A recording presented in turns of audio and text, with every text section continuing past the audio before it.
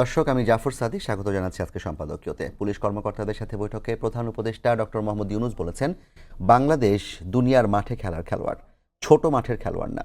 তাই স্বপ্নের বাংলাদেশ গঠনে সবাইকে দলবদ্ধভাবে খেলতে হবে। যুদ্ধ পরিস্থিতির মতো বাস্তবতা মাথায় রেখে পুলিশ বাহিনীকে দায়িত্ব পালন করতে হবে। অন্যদিকে আজ নয়াদিল্লিতে বৈশ্বিক গোয়েন্দা প্রধানদের একটি সম্মেলনে যোগ দিয়ে স্থানীয় এক গণমাধ্যমে মার্কিন গোয়েন্দা প্রধান তুলসী গ্যাবার্ড বলেছেন, বাংলাদেশের পরিস্থিতি নিয়ে যুক্তরাষ্ট্র গভীরভাবে উদ্বিগ্ন। মূলত ধর্মীয় সংখ্যালঘুদের বিষয়ে মন্তব্যে তিনি এই উদ্বেগের কথা জানান।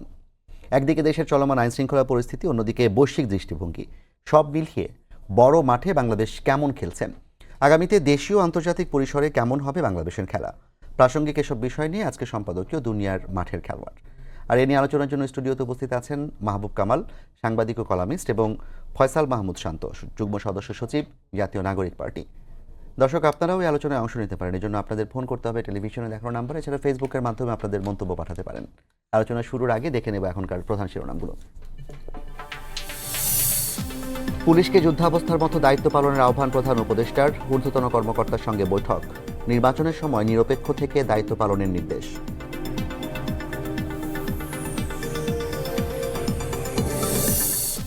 ১/১১ মতো মিডিয়া ট্রায়ালের মুখোমুখি করা হচ্ছে বিএনপিকে, অভিযোগ তারেক রহমানের। সব ষড়যন্ত্র ব্যর্থ করে জয়ী হওয়ার প্রত্যয় মির্জা ফখরুলের।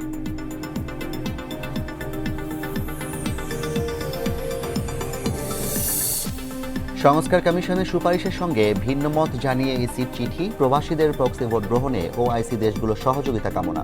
কূটনীতিকদের সঙ্গে বৈঠক।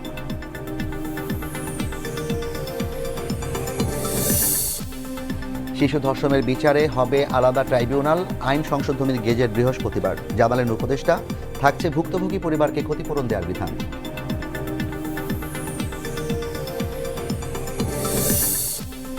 এবং করোনাকালে ভ্যাকসিন কেনার নামে 22,000 কোটি টাকা আত্মসাতের অভিযোগ, বেক্সিমকো ফার্মা সহ সাবেক মন্ত্রী উপদেষ্টাদের বিরুদ্ধে অনুসন্ধানে দুদক।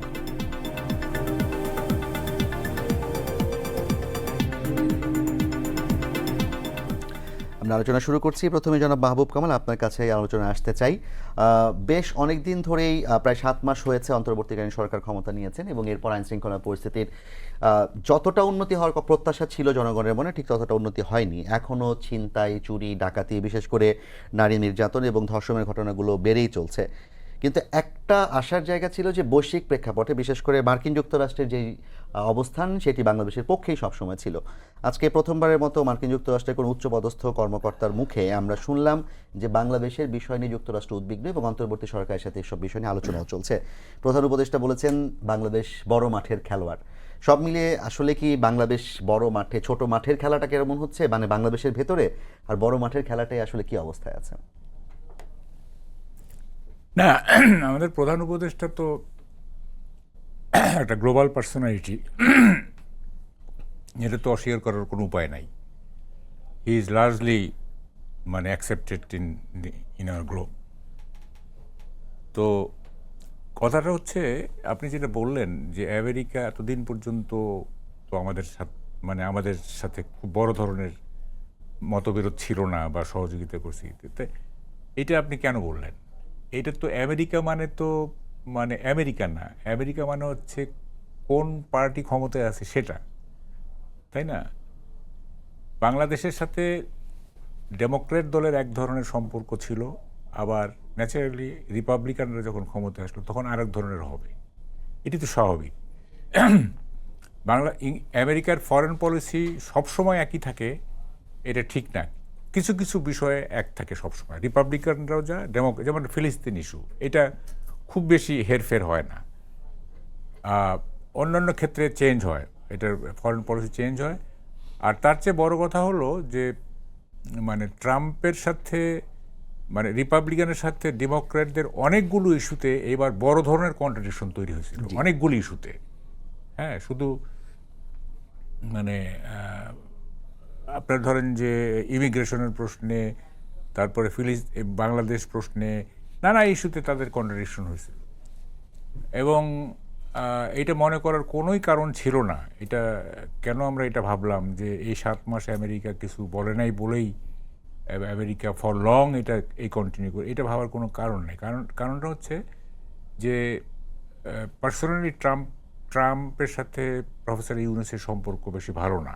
এটা এটা it is evident। কারণ ফ্রেন্ডস অফ ইউরোসে যারা আছেন তারা সবাই Barack Obama, Hillary Clinton, Bill Clinton, তারা সবাই ট্রাম্পের বিরোধী দলের আসলে। বিরোধী দলের, এবং এটা মনে করা হয় যে প্রফেসর ইউনুস আপনার ক্লিনটন ফাউন্ডেশনকে ফান্ডিং করছে বা ইত্যাদি, এবং হিলারি ক্লিনটনের সাথে তার একটা ব্যক্তিগত সম্পর্ক, ভালো সম্পর্ক আছে, তাই না? তো ওইভাবে একটা ম্যাথমেটিক্স করলে মানে প্রফেসর ইউনুসকে ট্রাম্পের লাইক করার কথা না, পছন্দ করার কথা না। এখন তুলসী গাভার্ড, আপনি নিশ্চয়ই জানেন তুলসী গাভার্ড মারাত্মক রকম হিন্দুত্ববাদী একটা নারী, মারাত্মক, ইসকনের সে সদস্য ইত্যাদি, এবং হিন্দুত্ববাদী এবং হিন্দুইজম উনি প্রমোট করেন ইভেন ইন আমেরিকা। হ্যাঁ, তো সে তুলসী গাভার্ড এখন ইন্ডিয়াতে, ইন্ডিয়া এখন আমাদের সাথে কি ধরনের অ্যাটিটিউড দেখাচ্ছে এটা তো আমরা সবাই জানি, টোটালি নন কভার। এবং তারা বলতেছে যে ইলেক্টেড গভর্নমেন্ট ছাড়া তারা কোনো ডিলিংসে যাবে না। সুতরাং এই গভর্নমেন্টকে তো ইন্ডিয়া পছন্দ করছে না। তো এই অপছন্দের সঙ্গে আবার তুলসী গাভার্ডের যে এজেন্ডা, যে মাইনরিটি ক্লেনজিং, হ্যাঁ, উনি তো শুধু হিন্দুর কথা বলেন, উনি হিন্দু, বৌদ্ধ, খ্রিস্টান সবার কথা বলছে, not only in Bangladesh, Syria টিরিয়া এগুলো, এবং ইসলামপন্থী চরমপন্থার উত্থান নিয়ে তারা এটা তাদের ইস্যু। এটা কিন্তু অনেক আগের ইস্যু এটা আমেরিকার, ইট ইজ নাথিং নিউ। এই যে ওয়ার অন টেরর তো actually it includes Islamic fundamentalism also.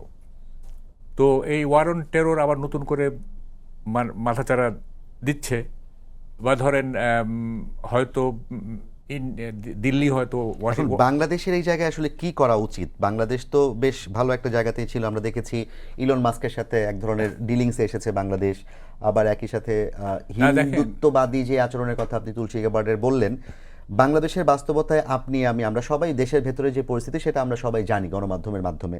এতটাই তো খারাপ পরিস্থিতি হয়ে যায়নি যার জন্য উদ্বেগ প্রকাশের মতো অবস্থা তৈরি হয়েছে কি বাংলাদেশে? না, দেখেন বাংলাদেশের ফরেন পলিসি কিন্তু প্রফেসর সাহেব, আমাদের প্রধান উপদেষ্টা, উনি বিশেষ করে ইন্ডিয়ার সাথে ডিপ্লোমেসিটা ঠিকমতো করেন নাই এই মাসে। হ্যাঁ, যেমন ধরেন উনি টেক ওভার না করতেই উনি ফ্রান্স থেকে বাংলাদেশে আসার পথেই উনি আপনার 7 সিস্টার নিয়ে তারপরে নানা রকম মানে এক ধরনের ইন্ডিয়াকে থ্রেটই করছেন উনি। হ্যাঁ, তো এখন কিন্তু মানে এখন জাস্ট 180 ডিগ্রি অ্যাঙ্গেলে উনি উল্টে গেলেন। এখন সেদিন তো আপনি শুনলেন যে আমাদের ইন্ডিয়ার সাথে কী ধরনের সম্পর্ক রাখা উচিত এবং 7 সিস্টার ইত্যাদি। তো ওইটার সাথে তো এটা কন্ট্রাস্ট করে। প্রথম যে উনি বক্তব্যটা দিছিলেন, যে সেটা কি পলিটিক্যাল বক্তব্য ছিল যে ইন্ডিয়া যে অবস্থা তৈরি করছিল বাংলাদেশে? না, it is just to cash the popular sentiment against India. Just এটা একটা পপুলিজম। হ্যাঁ, এটা স্টেটসম্যানশিপ না। উনি যেটা করছেন প্রথমে, ইট ইজ নট এ স্টেটসম্যানশিপ, এইটা পপুলিজমের কাছে সারেন্ডার করা। উনি দেখছেন যে আমাদের এখানকার মানুষ বাই অ্যান্ড লার্জ, আমাদের এখানকার মানুষ হচ্ছে অ্যান্টি ইন্ডিয়ানের চাইতে বড় কথা অ্যান্টি হিন্দু, আমি যদি অন্যভাবে বলি। এবং ইন্ডিয়া তো এখানে নানা রকম আমাদেরকে শোষণ করছেই। না, বাংলাদেশের সব মানুষ অ্যান্টি হিন্দু এটা বলাটা সব বলতেছেন, আমি বাই অ্যান্ড লার্জ বলছি, আপনি শব্দটা মিস করে গেছেন। বাই অ্যান্ড লার্জ এখানকার মানুষ অ্যান্টি ইন্ডিয়ান, ঠিক আছে? এবং ধরেন যে নিচের লেভেলে হয় কি, ওরা ওই ইন্ডিয়া শোষণ করছে, এগুলি বুঝে না, ওরা বলে যে হিন্দু, মানে অনেক গার্জিয়ান দেখবেন এই বলে হিন্দুর সাথে মিশনারি স্কুলে গিয়ে, এরকম আছে, কিন্তু এগুলি আপনি অস্বীকার করতে পারবেন না। তো ফলে এই যে অ্যান্টি ইন্ডিয়ান সেন্টিমেন্টটা বাংলাদেশে আছে, এইটাকে প্রফেসর সাহেব ক্যাশ করতে চাইছেন। হ্যাঁ, এই পপুলিজমটাকে। হ্যাঁ, যে অ্যান্টি ইন্ডিয়ার বিরুদ্ধে বক্তব্য করলে আমার জনপ্রিয়তা বাড়বে, মানুষ আমাকে অ্যাকসেপ্ট করবে, আমাকে করবে, এইটা। কিন্তু ইন দ্য লং রান এইটা যে হইতে পারে, রিপালস করতে পারে, হ্যাঁ, এইটা উনি ভাবেন নাই। যে কারণে উনি এখন ইন্ডিয়ার ক্রমাগত নন কোঅপারেশনের পরিপ্রেক্ষিতে উনি কিন্তু এখন তার টোন চেঞ্জ করছেন। এটা আমরা তো দেখছি আর কি। হ্যাঁ, তো এটা তো হলো না। স্টেটসম্যানশিপ, ডিপ্লোমেসি, এগুলি তো আপনাকে বহুদূর চিন্তা করে করতে হবে। আপনাকে তো জনগণের লেজুর ভিত্তি করলে হবে না, তাই না? আপনাকে জনগণ অনুসরণ করবে, আপনার ফার্স্টসাইটনেস, আপনার ভিশন, জনগণ আপনাকে অনুসরণ। এখানে হয়ে গেছে উল্টা, মানে জনগণ যেটা চাচ্ছে প্রফেসর সাহেব সেই পথেই মানে আগাইছিলেন। হ্যাঁ, ভাই কামাল ভাইয়ের কাছে আবার আসবো। আমি একটু ফয়সাল মাহমুদ শান্ত আপনার কাছে আসতে চাই। মাহবুব কামাল ভাই যেটা বলছিলেন যে প্রধান উপদেষ্টা কিংবা এখনকার উপদেষ্টা পরিষদের মধ্য থেকে একটা জনতুষ্টিবাদী আচরণ দেখা যাচ্ছে, আপনারাও কি মনে করেন যে বাংলাদেশের যে পরিস্থিতি, সেই পরিস্থিতিতে জনতুষ্টিবাদী আচরণ করে একটা লং রানে আমরা একটা ভালো জায়গায়, যে স্বপ্নের কথা বলা হচ্ছে বারবার, সেই স্বপ্নের জায়গায় পৌঁছাতে পারবো? ধন্যবাদ জাফর ভাই এবং যারা শুনছেন। আমি মাহবুব কামাল ভাইয়ের সাথে কয়েকটা জায়গায় সেপারেটলি দ্বিমত করতে চাই। সেটা হলো যে বাংলাদেশের মানুষের, আমরা যারা মাঠে জনগণের সাথে মিশি, তাদের মধ্যে ইন্ডিয়া বিরোধিতা যেই জায়গাটা, সেটা আমরা মানুষের মধ্যে দেখি যে দিল্লি বিরোধিতা হিসাবে, কিংবা ইন্ডিয়ান যে বাংলাদেশ সম্পর্কে ফরেন পলিসি, সেই আধিপত্যের বিরোধিতা জায়গা থেকে দেখেন একজন মানুষ ঢাকা না দিল্লি এই স্লোগান দিয়ে সে কিন্তু আবার ঠিকই তার হিন্দু ভাইয়ের সাথে কিন্তু সে একসাথে মিশছে, সহ অবস্থান করছে। তার মানে এই ইন্ডিয়ান যে নিপীড়িত জনগোষ্ঠী কিংবা সাধারণ মুক্তিগামী জনগোষ্ঠী যারা আছেন, তাদের সাথে কিন্তু এই অঞ্চলের মানুষের তেমন একটা বিরোধ আছে বলে মনে হয় না। বিরোধটা মোস্ট অফ দ্য পলিটিক্যাল, এবং সেটা আসলে দিল্লির আধিপত্যের বিরোধী জায়গা। দ্বিতীয় জায়গা হচ্ছে যে প্রফেসর ইউনূসের ওই প্রথম যেদিন তিনি আসেন দেশে, এবং তখন যখন বলেন যে সেভেন সিস্টারের জায়গা, আমার কাছে মনে হয়েছে কি ইন্ডিয়ান, বাংলাদেশ এবং শেখ হাসিনা প্রশ্নে ইন্ডিয়ান যে অবস্থা, এবং ইন্ডিয়া ক্রমাগতভাবে শেখ হাসিনাকে যেভাবে সাপোর্ট দিয়েছে এবং স্বৈরাচারী একটা ব্যবস্থা টিকিয়ে রাখার জন্য এখন পর্যন্ত যা করছে, তো ওই জায়গা থেকে এবং ওই সময় মানুষের যে ইমোশন, এইগুলোকে যদি আমরা জনতুষ্টিবাদ কিংবা আসলে পপুলারিজম বলে আমরা সেগুলোকে হালকা করি, তাহলে আমার মনে হয় যে একটু জনগণের সাথে একটু মিসজাজ করা হয়। ওই সময় ইন্ডিয়ান অ্যাকশন এবং ইন্ডিয়া যেভাবে এই অভ্যুত্থানটাকে ভিন্নভাবে প্রবাহিত করার চেষ্টা করেছে, সেই জায়গায় আমার মনে হচ্ছে যে এই জনগণের পক্ষে দাঁড়িয়ে প্রফেসর ইউনূস একটা স্ট্যান্ড নিয়েছেন। তবে এটা সত্য, আবার যখন স্টেট আমাকে পরিচালনা করতে হবে কিংবা একটা রাষ্ট্র যখন প্রপারলি ফাংশন করবে, তখন প্রতিবেশী রাষ্ট্রগুলোর সাথে স্ট্র্যাটেজিগুলো আস্তে আস্তে স্টেপ বাই স্টেপ নিবে। দ্বিতীয় একটা জায়গা, সেটা হচ্ছে যে জনগণের লেজুর ভিত্তিটাই আসলে একটা স্টেটের করা উচিত। সমস্যাটা হচ্ছে যে আমরা অনেক সময় এই গভর্নমেন্টকেও দেখেছি যে জনগণের লেজুর ভিত্তি আসলে একটা মব দ্বারা যে নিয়ন্ত্রিত যেটা চাহিদা, সেটা হয়তো সামটাইমস পালন করে, যেটাকে আমরা না করি কিংবা যেটাকে আমরা পছন্দ করি না।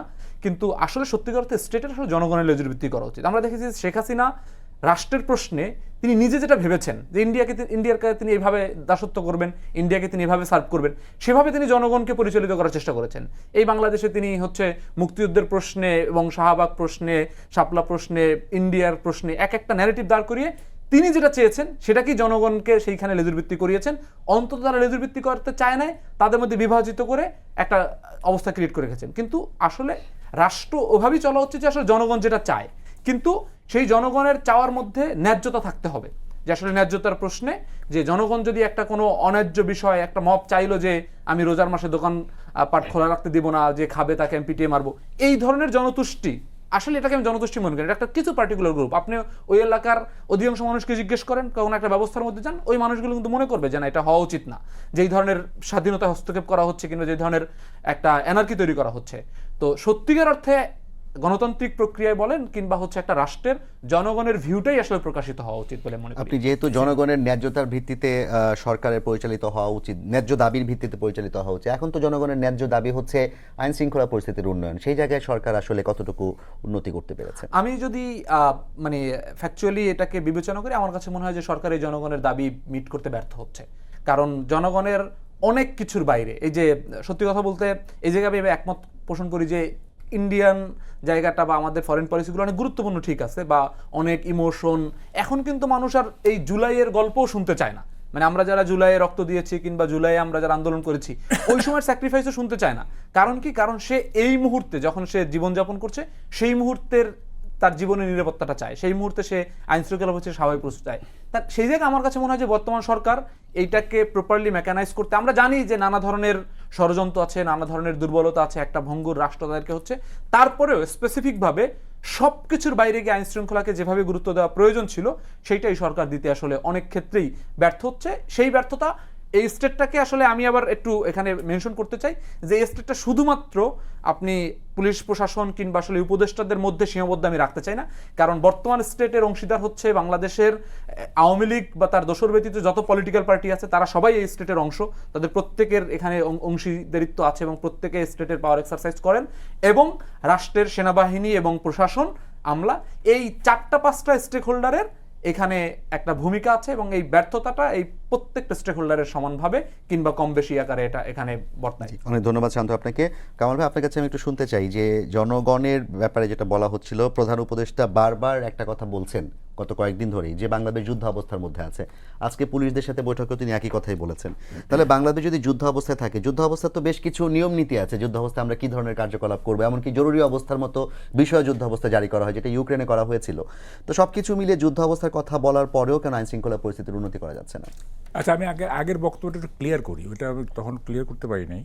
দেখেন, মানে 5ই আগস্ট কিন্তু একেবারেই আমাদের এদেশের মানুষ 5ই আগস্টের কথা বলতেছে বা এর কয়েকদিন পর পর্যন্ত টোটালি অ্যান্টি ইন্ডিয়ান ছিল। টোটালি কিছু একটা অংশ হয়তো বাদ ছিল, টোটালি অ্যান্টি ইন্ডিয়ান ছিল। তো প্রফেসর ইউনূস উনি তো একজন বিচক্ষণ ব্যক্তি, আমরা জানি। ওনার তো এটা ভাবা উচিত ছিল যে ইন্ডিয়ার সাথে আমাদের অনেক অসম চুক্তি আছে, ইন্ডিয়ার সাথে আমাদের নানা রকম বিষয় আছে ইত্যাদি।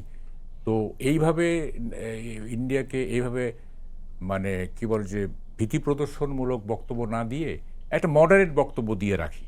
কারণ ইন্ডিয়ার সাথে তো আমাদের ডিলিং করতে হবে। অসম চুক্তিগুলো যদি বাতিলও করতে চান তাহলে তো ইন্ডিয়ার সাথে একটা বায়োলেটারাল একটা ডিপ্লোমেসি করতে হবে, তাই না? তারপরে দেখেন, অসম চুক্তি কিন্তু এখনো বাতিল হয় নাই বা একটু প্রক্রিয়াই শুরু হয় নাই। তার মানে কি? তার ওই বক্তব্য চুক্তিগুলো সব প্রকাশও হয়নি, প্রকাশ হয়। তার মানে কি ওনার ওই বক্তব্য টোটালি এটা একটা মানে কি বলে যে পলিটিক্যাল স্টান্ট ছিল, আমি তাই বলবো। যেহেতু এখন পর্যন্ত অসম চুক্তি বাতিলের কোনো প্রক্রিয়াই শুরু হয় নাই। তার মানে কি? তার মানে আপনি সবই ঠিক আছে, কিন্তু আপনি এক ধরনের আওয়াজ দিচ্ছেন, অ্যান্টি ইন্ডিয়ান একটা আওয়াজ দিচ্ছেন। এটা তো হলো না। আচ্ছা, 2 নম্বর হচ্ছে যে আপনি বলতেছেন যুদ্ধাবস্থা। কার সঙ্গে যুদ্ধাবস্থা? এটা তো আমি বুঝলাম না। কার সঙ্গে? এই যে উনি বলতেছেন যে একটা যুদ্ধাবস্থা, এটা কি মানে ইয়েটা কি, এনিমিটা কে? এই যুদ্ধ অবস্থার এনিমিটা কে? এটা তো ওনাকে স্পেসিফাই করতে হবে। এটা কি জনগণই এনিমি, না জনগণের একটা অংশ এনিমি, না এক মাস তো ডেভিল হান্ট চলেছে, তার মানে ডেভিল যারা ছিল, তাহলে ডেভিলদের সাথে যুদ্ধ অবস্থা, তাহলে বলেন, তাহলে ওটা বলতে হবে তো। তা নাহলে তো মানুষ মনে করবে যে ইন্ডিয়ার সাথে যুদ্ধ অবস্থা বা মায়ানমারের সাথে যুদ্ধ অবস্থা, কারণ এই রোহিঙ্গা নিয়ে কিছু প্রবলেম আছে। এগুলো তো বলতে আপনাকে স্পেসিফাই করতে হবে। এই ধরনের মানে এটার কি বলে বাতেনি কথা বলে তো লাভ নাই, আপনাকে জাহির করতে হবে যে আমি কি বলতে চাই, তাই না? আর সবচেয়ে বড় কথা, যদি আপনি বলেন যে হ্যাঁ এক্সটার্নাল কোনো ফোর্সের বিরুদ্ধে যুদ্ধ, তাহলে আমি বলবো আমাদের economy cannot afford any war.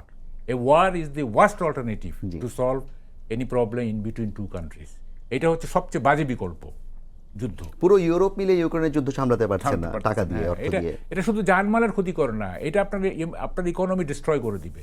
তো আমাদের ইকোনমি তো পারমিট করে না, আমাদের ইকোনমি অ্যাফোর্ড করতে পারবে না যুদ্ধ। সো কেন আমরা যুদ্ধের কথা বলি? যুদ্ধ বাদ।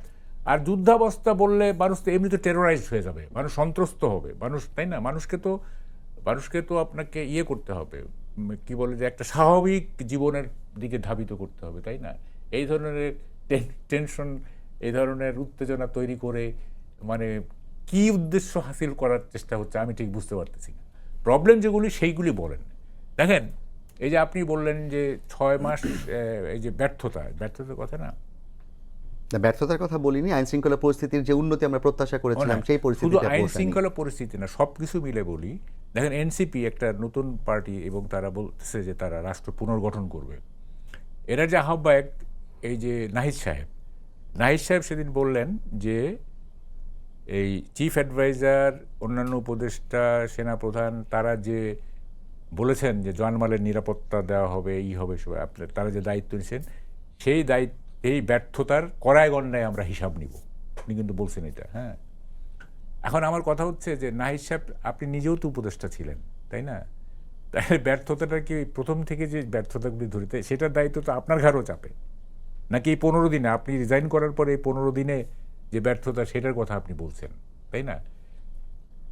এবং যদি বলেন যে এই ব্যর্থতা, তাহলে এই যে অভিযোগ উঠলো যে ওয়াসার আপনার চাকরিতে নাহিদ সাহেবের 2টা রিকমেন্ডেশনে চাকরি হয়েছে, সেটা ডেইলি বেসিসে চাকরি হোক বা পার্মানেন্ট চাকরি হোক, লিটল ম্যাটার্স। এখন বলা হচ্ছে যে এটা ডেইলি বেসিসের চাকরি, এটা টেম্পোরারি চাকরি, একটা সময়ের পরে চাকরি চলে যাবে। চাকরির ধরন যাই হোক, নাহিদ সাহেবের রিকমেন্ডেশনে 2টা চাকরি হয়েছে, এইটা কি প্রমাণ করে? চর্চাটা কি প্রমাণ করে? এবং দেখেন, নাহিদ সাহেব ওনার জন্য কথাগুলি বলতেছি, উনি রয়টার্সের সঙ্গে সাক্ষাৎকার দিয়েছেন সরকারি বাসভবনে বসে, 3টা গণমাধ্যম তাই বলছে, তাই না? তাহলে উনি উপদেষ্টার পদ ছাড়ছেন কিন্তু সরকারি বাসভবন ছাড়েন নাই। এবং ওনার কথাগুলি তো মনে হচ্ছে যে উনি সরকারকে ডিকটেট করতেছেন, মনে হচ্ছে আমার কাছে। হ্যাঁ, যেমন ধরেন এনে বলতেছেন যে কি বলে জুলাই ডিক্লারেশনের যদি ঐক্যমত্য না হয়, ঐক্যমত্য হওয়ার পরে আমরা নির্বাচনে ডাক দিব। এটা তো উনিকে ডাক দেওয়ার কি আছে? উনি ডাক তো দিবে হলো ইলেকশন কমিশন বা সরকার। তারপরে ওরা হাসনাত এবং উনি নাহিদ সাহেব দুজনেই বলতেছেন যে এই স্বৈরাচারের বিচার না হওয়া পর্যন্ত, মানে আনটিল তাদের বিচার হয় ততদিন পর্যন্ত নির্বাচন করা যাবে না, এরকম একটা বক্তব্য। তো এগুলি মানে কি? এগুলি তো সরকারকে ডিকটেট করার মতো, তাই না? এগুলি তো ওনারা বলতে, তার মানে কি এই শেখ হাসিনার বিচার বা তার দোসরদের বিচার যদি আপনি ফর ইয়ার্স টুগেদার চলতে থাকে, এটা হইতে পারে, তাই না? এটা নিম্ন আদালত, তারপর হাইকোর্ট, সুপ্রিম কোর্ট, এরকম যদি 3-4-5 বছর চলতে থাকে তাহলে নির্বাচন হবে না। এইটা তো মানে আমার কথা হচ্ছে যে দেখেন এখন এই মানে এনসিপি এটা পলিটিক্যাল পার্টি এটা হিসাবে আমরা দেখতেছি, কিন্তু মনে হচ্ছে যে এটা সরকারের একটা অর্গান।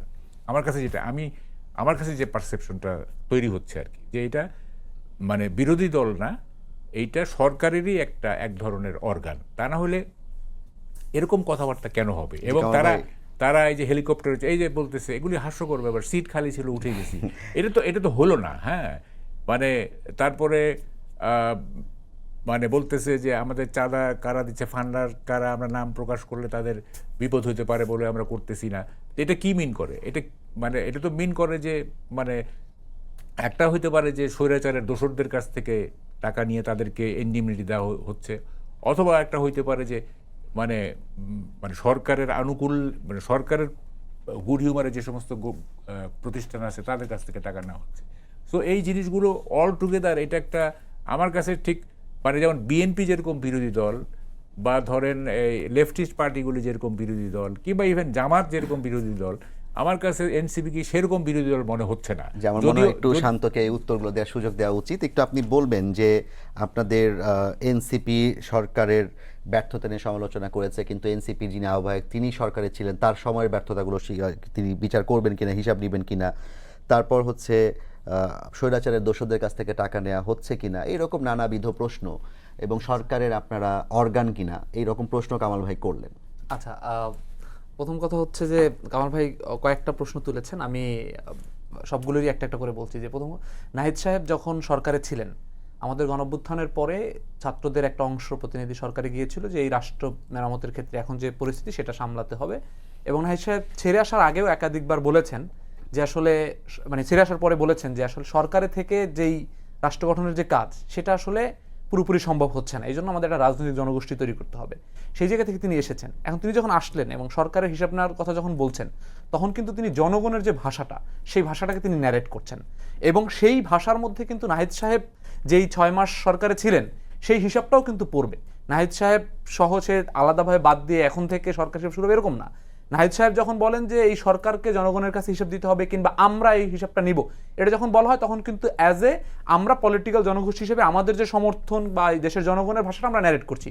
সেই জায়গায় কিন্তু নাহিদ সাহেব যে উপদেষ্টা হিসেবে বলছেন না, আবার তিনি যে 6 মাস ছিলেন তাকে সেই 6 মাস বাদ দিয়ে ইন্টিমেট দিয়েও তাকে এই হিসাবটার কথা বলছেন। এটা পরিষ্কার, এটা আসলে রাজনৈতিক ভাষা এবং রাজনৈতিকভাবে তিনি এটাকে মোকাবেলা করছেন। এটাই আমাদের পলিটিক্যাল স্ট্যান্ড, যে এই সরকার হিসাব দিতে হবে এবং আগের সরকারের কার্যক্রমের হিসাব আমরা নিতে চাই। দ্বিতীয় কথা হচ্ছে যে তিনি বাসভবনে বসে, সরকারি বাসভবনে বসে ইন্টারভিউ দিয়েছেন। আমি যতটুকু জানি, এটা আমাকে হয়তো আরো একটু দেখতে হবে, যে সেটা হচ্ছে যে কেউ এই মন্ত্রিত্ব বা উপদেষ্টা ছাড়ার পরে সম্ভবত 2 মাস সময় পান তাকে স্থানান্তর হওয়ার জন্য। তো তিনি ছাড়ার পরপরই আসলে তিনি ইন্টারভিউ দিয়েছেন, তিনি যে সময়টা পান লিগেলি সেই সময়টা হয়তো তিনি সেখানে থাকছেন, এবং তিনি যখন লিগেলি আর থাকতে পারবেন না তখন তিনি অবশ্যই সেখানে থাকবেন না। আর একটা যেই জায়গা সেটা হচ্ছে যে নির্বাচনের ডাক দেয়া বা নির্বাচনে অ্যাগ্রি করার যে বিষয়টা, সেটা হচ্ছে দেখেন বিএনপি এখনো পরিষ্কারভাবে বলছে যে আমাদের যত দ্রুত সময়ের মধ্যে সম্ভব আমাদেরকে নির্বাচন দিতে হবে, এবং প্রত্যেকটা বক্তব্যে বিএনপি যত জায়গায় যত বক্তব্য দিচ্ছে তার পরিষ্কার। তো বিএনপি যেমন নির্বাচন চায়, এখনই কোনো সংস্কার হোক বা না হোক, সে যেমন এখন একটা দ্রুত সময়ের মধ্যে নির্বাচন চায়, একটা রাজনৈতিক দল সে কিন্তু মনেই করতে পারে যে আমার এই পরিমাণ সংস্কার হওয়ার প্রেক্ষিতে আমি নির্বাচনে যাব বা এই জিনিসটা চেঞ্জের প্রেক্ষিতে যাব। সেটা কিন্তু এমন না যে সরকারকে ডিটেক্ট করা। এটা আমার রাজনৈতিক দলের এবং আমার রাজনৈতিক জনগোষ্ঠী হিসাবে আমি মনে করছি এটা জনগণের ভাষা, সেটাকে আমি প্রকাশ করছি। যে জুলাই প্রক্লামেশন বা জুলাই ডিক্লারেশনের কথা দেখেন, এখানে কিন্তু আমি মনে করি যে আমরা যদি সরকারি দলের অর্গান হইতাম কিংবা সরকারের যদি আমাদের এই পরিমাণ প্রভাব থাকতো বা সরকার হইতাম, তাহলে কিন্তু আমরা 31 তারিখে জুলাইয়ের ডিক্লারেশন আমরা দিতে পারতাম, সেটা কিন্তু পারি নাই। কারণ কি? কারণ আমরা সরকার না, এই জন্য। দ্বিতীয় কথা হচ্ছে ওইখানে কিন্তু বিএনপি সহ সবগুলো রাজনৈতিক দলের মধ্যে এরকম একটা আন্ডারস্ট্যান্ডিং এর ভিত্তিতেই সরকার ও সরকারের প্রেস সচিব এটা বলেছিল যে এইটা অতি দ্রুত সময়ের মধ্যে সকল রাজনৈতিক ঐক্যমতের ভিত্তিতে আমরা সেটা আলাপ করেছি, আমরা জুলাই ডিক্লারেশনটা দিব। তার মানে আমরা মনে করি যে সরকার এই জায়গায় আমাদের সাথে এই বিষয়টা নিয়ে প্রতারণা করছে এবং রাজনৈতিক দলগুলো প্রতারণা করছে। আমার কথা হচ্ছে আপনার দরকার নাই, আমি যে প্রোক্লামেশন দিতে চাই বা ডিক্লারেশন দিতে চাই সেটাকে আপনি মেনে নেন। এই জুলাইয়ের ঘটনাটা তো আপনি স্বীকার করেন অ্যাজ এ রাজনৈতিক দল কিংবা অ্যাজ এ স্টেট। কেউ কেউ অস্বীকার করছে, আমি সেটাই বলছি, কেউ তো অস্বীকার করছে না, আপনি তো স্বীকার করেন। সেই স্বীকৃতিটা আপনি অফিসিয়ালি বলেন যে এই ঘটনাটাকে আমি এভাবে দেখি, এইটাকে আমি ডিক্লারেশন করতে চাই এবং এটাকেই আসলে আমি মনে করি এই জুলাইতে এটা ঘটেছিল। আমরা তো এটি এতটুকু স্বীকৃতি চাচ্ছি। এখন আপনি সবাই মৌখিকভাবে স্বীকার করেন, মৌখিকভাবে যেহেতু রাজনৈতিক দলগুলো স্বীকার করে, তার তো আসলে এটাকে লিখিতভাবে কিংবা আসলে এটাকে ডিক্লারেশন হিসেবে স্বীকার করতে কোনো সমস্যা দেখি না। আমরা মনে করি এই যে এখন এটাকে এড়িয়ে যাওয়া কিংবা এখন এটাকে তার অফিসিয়ালি স্বীকার না করা, এটা তো 2 বছর পরে সে অস্বীকার করতে পারে, এটাকে জাস্ট একটা রিজিম চেঞ্জ বলতে পারে। আমরা তো এটাকে রিজিম চেঞ্জ হিসেবে মানতে চাই না, এটা তো একটা ছাত্র জনতার একটা অভ্যুত্থান ছিল। তো এই জুলাইয়ের ডিক্লারেশন চাওয়াটা যদি আসলে সরকারকে ডিটেক্ট করা হয় কিংবা সরকারের অর্গান হয়, তাহলে তো এটা খুবই ভুল। কারণ নাহিদ সাহেবরা যদি সরকারে থেকে কিংবা এখন যদি নাহিদ সাহেবদের ওই পরিমাণ বা আমাদের এনসিপির ওই পরিমাণ সরকারে যদি প্রভাব থাকতো, তাহলে তো আমরা এই সরকারকে দিয়ে প্রজ্ঞাপন জারি করিয়ে কিংবা হচ্ছে আমরা জুলাই ডিক্লারেশন ঘোষণা করে দিতাম। কারণ আমরা এটাই চাচ্ছি যে আমাদের একটা রাজনৈতিক জনগোষ্ঠী হিসাবে, গণ অভ্যুত্থানের শক্তি হিসাবে, এই দেশের জনগণ হিসাবে আমাদের যে ত্যাগ, সেই ত্যাগের স্বীকৃতিটা চাচ্ছি। এবং যেই প্রতিষ্ঠানগুলো ধ্বংস হয়েছে, এই নির্বাচন কমিশন গঠিত হয়েছে সেই 22 সালের শেখ হাসিনার আমলে যে নির্বাচন কমিশন আইন, সেই আইনের ভিত্তিতে আমরা মনে করছি যে এটাও তো একটা প্রবলেমেটিক জায়গা। তো এইগুলোর ভিত্তিতে আপনার যে নির্বাচন করার জন্য দৃশ্যমান যে পুলিশ প্রশাসনের মাঠে শক্ত অবস্থান থাকার কথা, সেটি কি সরকার কিন্তু করতে পেরেছে? আপনারা তো নির্বাচন কমিশন যখন পুনর্গঠন হয়, অনেক সিভিল সোসাইটি অর্গানাইজেশন থেকেও এ নিয়ে সমালোচনা হয়েছে। আমরাও বিরুদ্ধে করেছি স্পষ্ট, আমরা প্রেস রিলিজ দিয়ে এবং নির্বাচন কমিশনকে আমরা বলেছি যে স্পষ্টতই এইটা এক ধরনের জনগণের সাথে প্রতারণা। এবং যেখানে বর্তমান নির্বাচন কমিশন তো আজকেও তারা বলেছে, সংস্কার কমিশনের ঐক্যমত্য কমিশনে তারা চিঠি পাঠিয়েছে যে অনেক বিরোধিতা মানে করেছে। অমিল রেখে। এটাই তো দেখেন যে আপনি একটা নির্বাচন সংস্কার কমিশন করলেন, সেই সংস্কার কমিশনের কোনো রিপোর্ট আসলো না, তারা নির্বাচন কমিশন গঠনের ক্ষেত্রে কিরকম তাদের মতামতটা কি, তারা কি চায় সে বিষয়ে কোনো মতামত আপনি নিলেন না। কিন্তু ইন দ্য মিন টাইম আপনি একটা মাঝখান দিয়ে নির্বাচন কমিশন পূর্বের আইনে গঠন করে দিলেন। এটা তো আমরা তখনও বলেছি যে এটা তো সংস্কার যে কমিশনটা হয়েছে, নির্বাচন সংস্কার কমিশন, তাদের সাথে এক ধরনের প্রতারণা বা তাদের সাথে এক ধরনের অবহেলা, যে আমি একজনকে বললাম ঘরটা মেরামত করতে, সেই মেরামতে সে ডিজাইন করছে, ইন দ্য মিন টাইম আমি হচ্ছে এখানে পিলার গেঁথে দিলাম, এটা তো হলো না। তো সেই জায়গাতে আমরা মনে করছি নির্বাচন কমিশন গঠন থেকে শুরু করে সরকারকে, আমি তো আরো দেখছি যে এই সরকার যদি কারো কথায় বা কেউ যদি এই সরকারকে ডিটেক্ট করতে পারে, সেটা হচ্ছে বড় দল, আমরা বলি যাদেরকে যে বিএনপি এই সরকারকে সবচেয়ে বেশি ডিটেক্ট করতে পারে। তার আপনি দেখেন যে প্রত্যেকটা জেলায়, উপজেলায় ডিসি, ইউনো, এসপি কারা হয়েছে, যারা গত 15 বছর নির্যাতিত হয়েছে, সেই নির্যাতনের শিকার থেকে এখন তারা 4টা-5টা প্রমোশন পেয়ে হচ্ছে তারা ডিসি হয়েছে।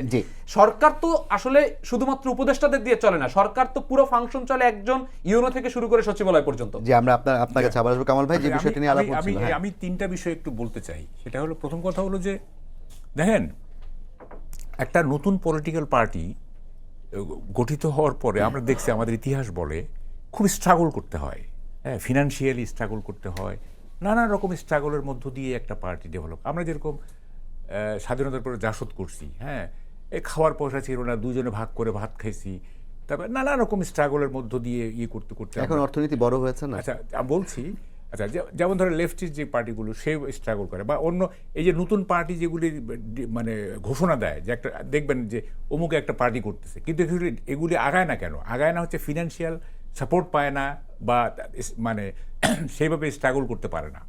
আমরা দেখছি এনসিপি, তাদের কোনো স্ট্রাগল নাই, তাদের কোনো ফিনান্সিয়াল টেনশন নাই, তাদের কিছুই নেই। তারা একটা মানে মনে হচ্ছে যে একটা স্বচ্ছন্দ একটা ইসের মধ্য দিয়ে তারা মানে সাঁতার কেটে মানে পার হয়ে যাচ্ছে নদী। তো একটা দল, পাবলিক পারসেপশনটা এটা তো হতেই পারে যে একটা নতুন দল, তাও আবার ম্যাক্সিমাম হচ্ছে ছাত্র, তারা এইভাবে মানে কোনো স্ট্রাগল ছাড়া, ফিনান্সিয়াল স্ট্রাগল ছাড়া, কোনো ধরনের স্ট্রাগল ছাড়া কিভাবে মানে অ্যাক্টিভিটি পরিচালনা করতেছে। এত বড় একটা সমাবেশ করলো, প্রচুর লাখ লাখ টাকা খরচ হলো, যে যখন তখন হেলিকপ্টারে উঠতেছে, যখন তখন করতেছে। তো এইটা তো সাধারণ মানুষের এই কনসেপশন আসতেই পারে যে এইটা সরকারের আনুকূল্যে একটা দল, এটা আসতেই পারে, এটা কিন্তু খুবই স্বাভাবিক, কারণ তাদের কোনো স্ট্রাগল নাই। আচ্ছা, 2 নম্বর কথা দেখেন, উনি ইন্ডেমনিটির কথা একটা বললেন, এইটা আমি একটু ব্যাখ্যা করি। দেখেন, খুব অদ্ভুত ব্যাপার, এই এনসিপিটা কি হলো? এনসিপি হয়েছে আপনার ন্যাশনাল কি বলে যে সিটিজেন পার্টি, থেকে, কমিটি থেকে রূপান্তর হয়েছে, হ্যাঁ, মানে ন্যাশনাল নাগরিক কমিটি থেকে। নাগরিক কমিটির রূপান্তর হচ্ছে এনসিপি। এনসিপি। এখন নাহিদ সাহেব বলতেছেন যে এনসিপি গঠিত হওয়ার পরে যেহেতু ওই নাগরিক কমিটি বা বৈষম্য বিরোধী বা সমন্বয়কের আর এক্সিস্ট করতেছে না, সুতরাং এখন যদি বৈষম্য বিরোধী কেউ, সমন্বয় বা কেউ যদি কোনো অপরাধ করে, আইন শৃঙ্খলা বাহিনী যেন তাদের বিরুদ্ধে অ্যাকশন নেয়, এটা কিন্তু তারা বলতেছে। আচ্ছা, তাইলে কি দাঁড়ালো? তার মানে উনি স্বীকার করে নিলেন যে এনসিপি করার আগে বৈষম্য বিরোধীরা অথবা সমন্বয়করা নানা রকম অপকর্ম করছে, যেটা শাস্তিযোগ্য ছিল, কিন্তু তাদেরকে শাস্তি মানে আইনের আওতায় আনা হয় নাই। উনি তো ইন্ডিমনিটি দিয়ে ওই মানে এখন তো আর উনি বলতেছেন যে এখন সমন্বয়কদের দায়িত্ব আমাদের না, যেহেতু এটা পার্টি হয়ে গেছে, এনসিপি হয়ে গেছে, তাই না? তো তাইলে উনি প্রকারান্তরে স্বীকার করলেন যে এনসিপি হওয়ার আগ মুহূর্ত পর্যন্ত বৈষম্য বিরোধীরা এবং সমন্বয়করা নানা রকম অপকর্ম করছে। আচ্ছা, যাই হোক, ইন্ডিমনিটি দিয়ে দিলেন।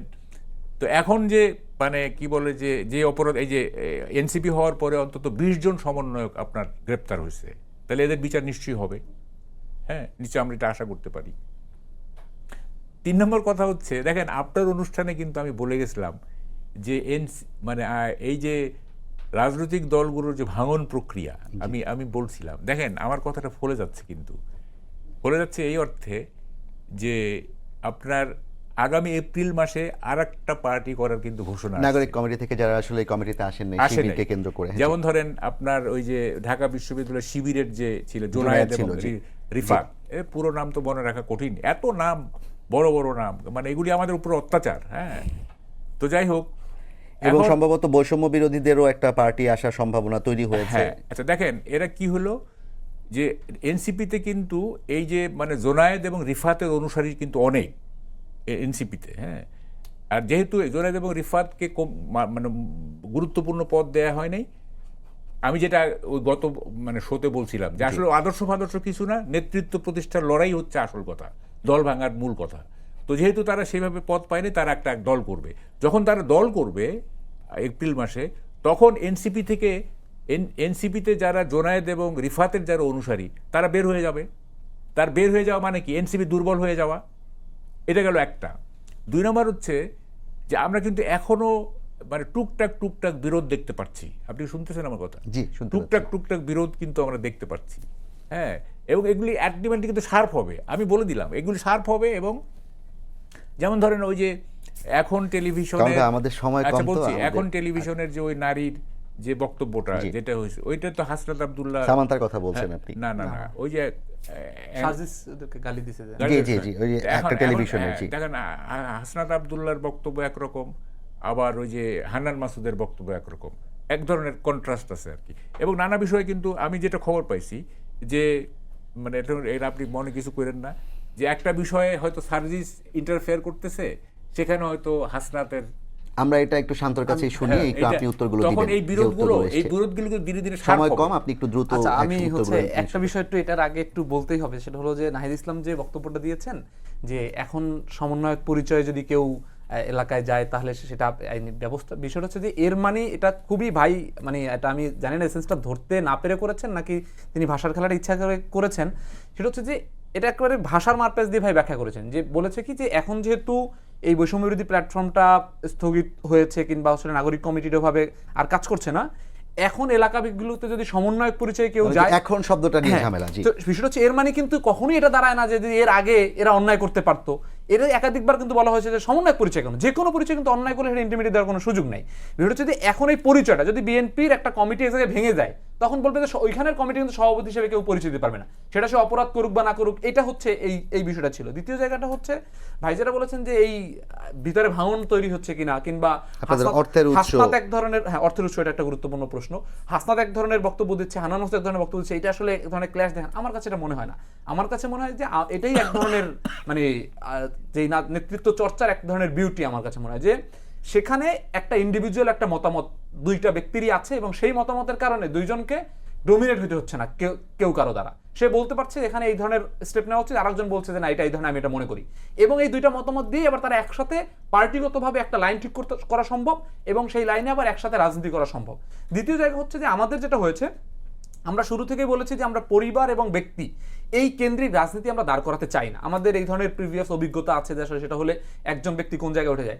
সে কারণে আমাদের মধ্যে যারা নেতৃত্ব স্থানীয়তা আছে, যেমন আমাদের কমিটিতে সুপার 10 বা 10 জনের কথা বলা হয়েছে যারা আমাদের পুরো বিষয়গুলোতে আছে, আবার 4-5 জন জি, এটা বুঝতে পেরেছি। আপনি একটু, আমাদের সময় একদমই 2 মিনিট আছে, আপনি একটু বলবেন যে এই অর্থের উৎস নিয়ে অনেক প্রশ্ন হয়েছে, বিভিন্ন জায়গায় প্রশ্ন হয়েছে, কামাল ভাই আজকেও প্রশ্ন করলেন, আপনারা কেন এটা পরিষ্কার করতে পারছেন না? আচ্ছা, না আমরা যতবারই এই প্রশ্নটা এসেছে আমরা পরিষ্কার করেছি। বিষয়টা হচ্ছে যে ভাই বলছেন যে একটা রাজনৈতিক দল হলেই যে অভাবের মধ্যে থাকতে হয়, অভাবের জি। মধ্যে থাকতে হয়। আমি এটাকে দুই ভাবে দেখি। এটাকে একটা ইতিবাচক একটা দিক আছে, সেটা হচ্ছে যে আমাদের ব্যাখ্যা, যে আমাদের যতগুলো অর্থ নিয়ে প্রশ্ন এসেছে আমরা সেটাকে ব্যাখ্যা দেওয়ার চেষ্টা করেছি যে আমাদের এখন পর্যন্ত কার্যক্রম পরিচালনার ক্ষেত্রে যেইভাবে অর্থের মানে কথা আমাদের ব্যাপারে বলা হচ্ছে ওইরকম অর্থ আমাদের প্রয়োজনই হচ্ছে না, কারণ আমরা খুবই মিনিমালিস্টিক ভাবে আমরা আমাদের কার্যক্রমগুলো পরিচালনা করছি। 1, 2 নম্বর হচ্ছে আমাদের এই 214 জন ব্যক্তি প্রত্যেকে আমাদের মাসে সর্বনিম্ন 1,000, সর্বোচ্চ 10,000, 20,000 টাকা পর্যন্ত চাঁদা দেয়, সেটাও মাসে প্রায় 3-4 লাখ টাকার মতো আসে। আজকে আমি এখানে টকশোতে এসেছি, আমারও এই টাকা জি, বুঝতে পেরেছি শান্ত, আমরা শেষ করতে হবে, একটু কামাল ভাইকে আমি- সর্বশেষ হ্যাঁ, 30 সেকেন্ড একটু বলতে সুযোগ আপনার দিচ্ছি। এই কথাটা পাবলিক বিশ্বাস করবে না। এই যে বললেন না যে চাঁদা দিয়ে, এটা বিশ্বাস করবে না। যাই হোক, এই বৈষম্যের এই যে কি বলে সমন্বয়কের ব্যাপারটা বলতেছি, এনসিপি করার আগে সমন্বয়করা যখন কোনো অপরাধ করছে তখন কি নাহিদ ইসলাম তাদের বলছে যে তাদের বিরুদ্ধে ব্যবস্থা নেন? হ্যাঁ, অবশ্যই ব্যবস্থা নেওয়ার কথা বলছে এবং ব্যবস্থা নেওয়া হয়েছে বিভিন্ন না, জায়গায়। ওইভাবে জেনারেলি বলেন অনেক সমন্বয়ক নানা রকম অপকর্ম করছে এবং নাহিদ, হাসনাত আব্দুল্লাহ এগুলোর ব্যাপারে কোনো নাক গলায় নাই। এখন যেহেতু বলতেছে যে আমরা এখন এনসিপি হয়ে গেছে, এখন আর সমন্বয়কদের ব্যাপারে আপনারা কি করবেন করেন, তার মানেটা হচ্ছে যে এটা ক্লিয়ার যে এখন তারা রেসপন্সিবিলিটি নিতে চাচ্ছে না। তাহলে আগে কিন্তু রেসপন্সিবিলিটি নিছে, এটাই প্রমাণ করে আগে রেসপন্সিবিলিটি নিয়েছে বলেই তো এখন আর নিতে চাচ্ছে না। তাহলে এই প্রশ্ন আসবে এটা কেন? কমিটি এক্সিস্ট করার বিষয়, এটা আসলে না, এটা এখন আগে যে তাকে শেল্টার দেওয়ার বিষয়ের সাথে এটা রিলেটেডই না। জি, এটা অনেক হচ্ছে যে- ধন্যবাদ কামাল ভাই এবং শান্ত, আপনাদের উভয়কে। আমরা আসলে প্রত্যাশা করি যেভাবে আমরা বড় মাঠের খেলোয়াড়ের কথা আজকে প্রধান উপদেষ্টা বলেছেন, আমরাও বড় মাঠের খেলোয়াড় হিসেবে বাংলাদেশকে দেখতে চাই। তবে তার আগে বাংলাদেশের ভেতরে যে ছোট মাঠের খেলা, সেটিও আসলে একটা সুন্দর জায়গায়, যে একটা শান্তিপূর্ণ পরিবেশে তৈরি হোক, সেটাও আমরা প্রত্যাশা করি। সবাইকে ধন্যবাদ জানিয়ে শেষ করছি আজকে সম্পাদকীয়। আগামীকাল আবারও দেখা হবে রাত 10টায়। দেখার আমন্ত্রণ রইল। শুভরাত্রি।